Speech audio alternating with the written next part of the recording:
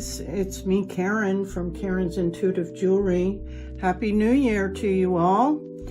I'm bringing to you today something a little bit different. Had a great holiday, as I hope you all did.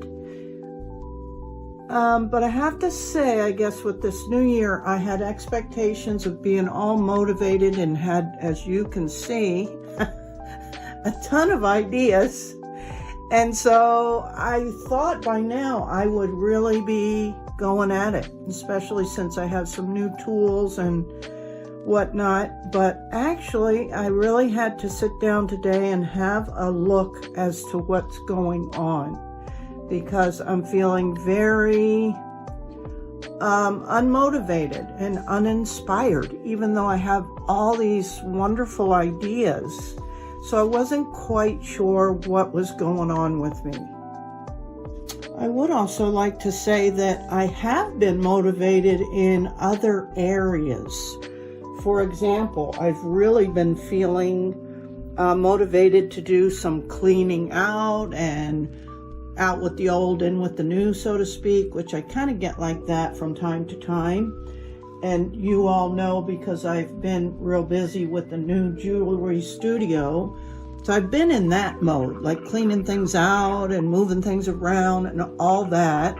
And as I said, I recently did make some pretty nice stuff. So it's after a few days I have to, because I'm that uncomfortable. And that old saying about without pain, there'd be no change.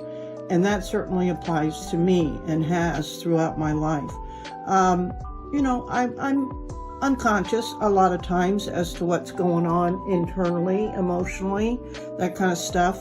But after enough days of me doing other stuff besides my passion, I have to have a look. I really do.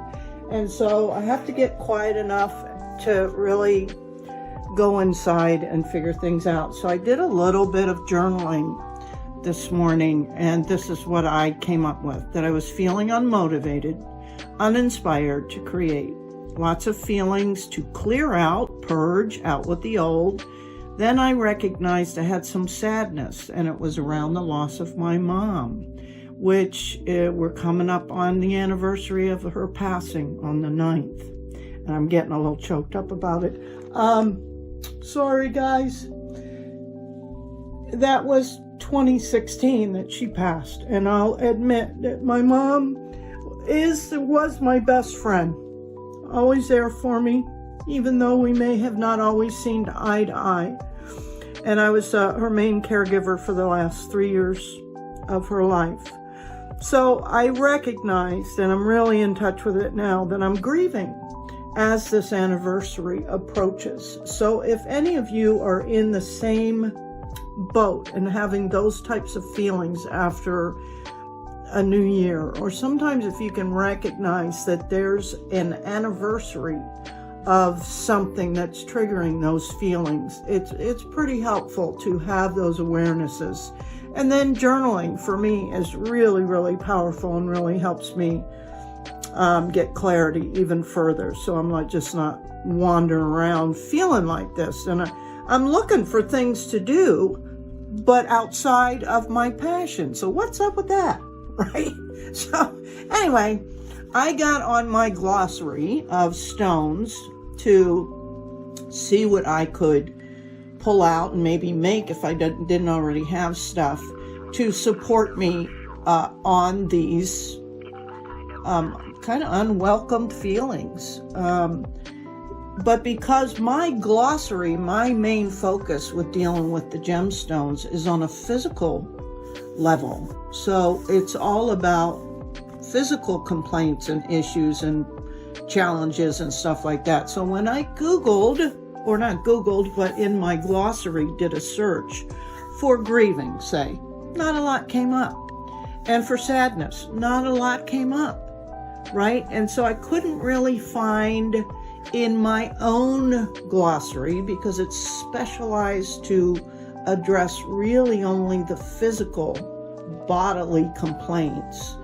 I had to turn to the internet. And so I started researching. And what came up for me was I put in grieving and mourning, and amethyst, rose quartz, and amazonite came up. And I'm like, okay, cool. I have all of those. I have them in cabochons, I have them in beads.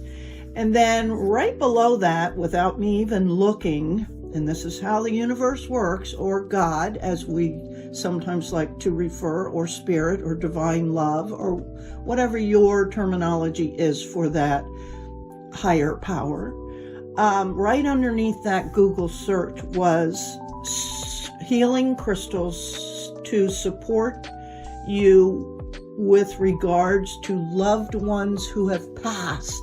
And I'm like, okay, very cool. So I'm on the right track. And black tourmaline came up as a stone of remembrance, of helping support negative energy, which, yes, of feelings of lost and being disconnected. And black tourmaline is a grounding stone. So with those 4 stones, I felt, pardon me, that I had a good base to start. So my first step in that process, once I identified what I wanted, was to go to my cabochons and my bead collection, which this is a fraction of. I found this cool rose quartz, interesting donut.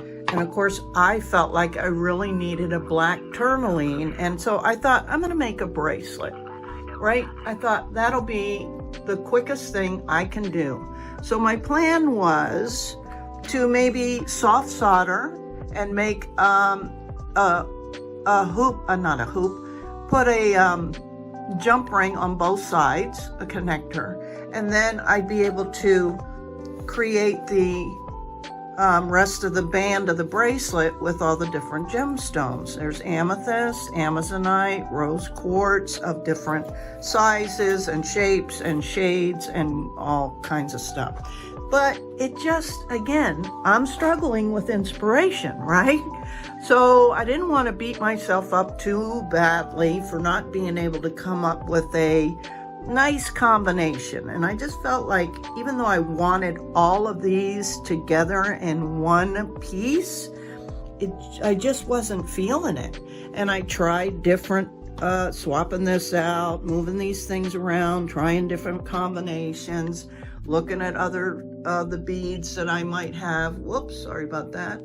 And I'm like, yeah, I'm just not feeling it. So then I decided that I'd look at my currently created personal stash to see what I had. And lo and behold, I have a black tourmaline that I created probably last year. It started to get a little bit dull and whatnot, but with a little pro polishing pad, that shine will come up nicely.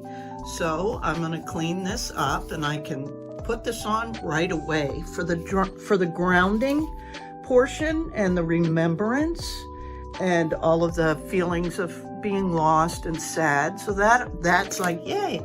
And then I'm like, oh, and I have this lovely rose quartz that I created a macrame net for, right? This is really old. So I can use that right away. And then I was like, oh, okay. And there's a beautiful amethyst and a rose cut amethyst to boot, which you all know is one of my favorite cuts for cabochons. So I'm like, thanks, Mom. Okay, so I'm definitely on the right track. Mom's showing up to help guide me. And so what became apparent was, let's just make a simple stretch bracelet that I can create any way I want, that will basically go with any of these, because it'll be on my wrist and I can wear it individually. So I can layer my necklaces, or I can maybe pick one necklace and wear for a few hours and then swap it out and wear another one, or I can wear one a day, or you know what I'm getting at. And that is all going to be based on how I'm feeling and the guidance from my dear mom.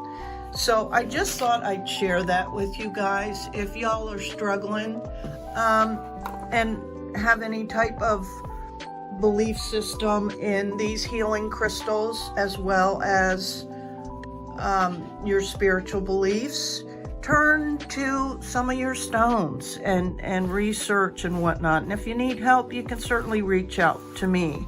I'm always available. I try to reply within a day or two.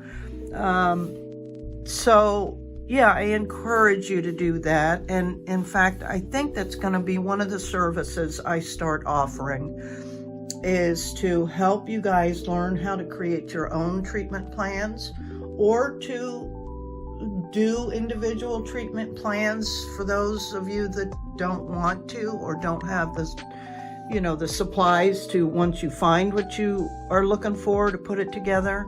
Anyway, you get where I'm going, because I told you guys at the end of the year to be on the lookout for new things coming down the pike for services in Karen's Intuitive Jewelry. And I'm really feeling, especially now after I actually had the need myself. So I'm feeling a little bit better, and I'm going to make this little bracelet and start wearing my goodies, and I'll report back. Okay, guys, thanks, and have a happy new year.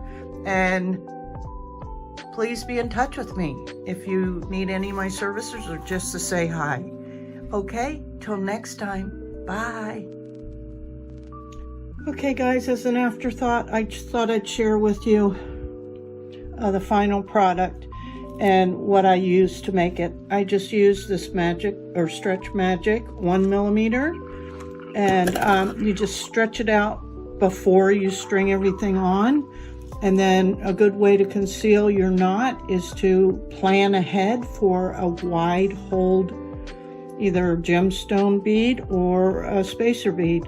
So I did mixed metals. I did some silver bead caps, and I did the gold so that it wouldn't clash with anything, really. And of course, you all know, maybe you don't, the way you put on stretched jewelry is you roll it on, so it, doesn't risk pulling it apart. Same way with taking it off. You roll the piece off as opposed to just yanking it open. So this is what I came up with. All Amazonite and a big spacer bead where I hid the knot for this. So there's the final product. I love it. And so I'm gonna select some pieces to wear the next few days to help me in my recovery of this grieving period I'm having for my mom. So thanks again, guys. I appreciate you so much. And be on the lookout for some new stuff. Okay, bye.